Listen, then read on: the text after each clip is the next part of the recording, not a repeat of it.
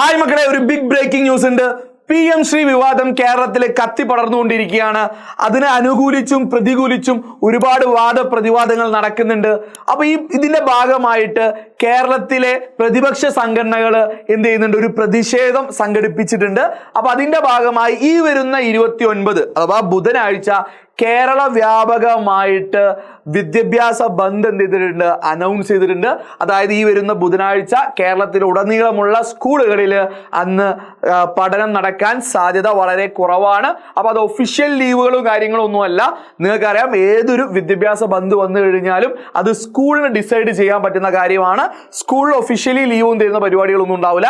നിങ്ങൾക്ക് അന്ന് അറ്റൻഡൻസ് ഉണ്ടാവും എന്നാണ് സാധാരണ പറയാറ്. അപ്പോൾ കഴിയുന്നവർ സ്കൂളിൽ പോവുക.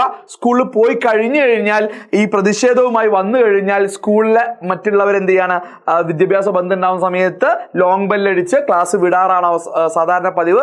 അന്ന് സ്കൂളിൽ പോവുകയാണെങ്കിൽ അറ്റൻഡൻസ് കൊടുക്കുന്ന ഒരു സമ്പ്രദായം ഒക്കെ ഉണ്ട്. ഇനി അന്ന് വരാൻ പറ്റാത്തവർ അല്ലെങ്കിൽ വന്നില്ലെങ്കിൽ അറ്റൻഡൻസ് നൽകാത്തൊരു പ്രശ്നമൊന്നും സാധാരണ ഉണ്ടാവാറില്ല. അപ്പൊ അതിന്റെ കാര്യത്തിൽ ആർക്കും ശരി തെറ്റൊന്നും പറയാനില്ല. അന്ന് ശരിക്കും സ്കൂളിൽ പോണോ വേണ്ടേ എന്നുള്ള കാര്യം നിങ്ങൾ തന്നെ ഡിസൈഡ് ചെയ്യണം. അപ്പോൾ ഇത് കിട്ടിയൊരു അവസരമായിട്ട് നിങ്ങൾ കാണാമെന്ന് ഞാൻ പറയുന്നുള്ളൂ. അത് നിങ്ങൾ സ്കൂളിൽ പോയി കഴിഞ്ഞാൽ പ്രതിഷേധമുണ്ടെങ്കിൽ സ്കൂൾ നേരത്തെ വിടുന്നതാണ്. ഇനി സ്കൂൾ ആദ്യമേ നിങ്ങൾ പോകുന്നില്ല ഡിസൈഡ് ചെയ്യുകയാണെങ്കിൽ നിങ്ങൾക്ക് ഫ്രീ ടൈം കിട്ടുകയാണ്.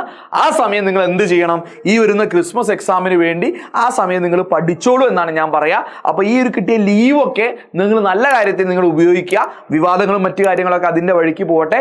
ഇനി ഈ വിവാദത്തിൽ നിങ്ങൾക്ക് എന്തെങ്കിലും കമന്റ്സ് ഒക്കെ പറയാനുണ്ടെങ്കിൽ നിങ്ങൾ താഴെ ഒന്ന് രേഖപ്പെടുത്തുക. ബാക്കിയുള്ള കുട്ടികൾക്ക് അതൊന്ന് മനസ്സിലായിക്കോട്ടെ.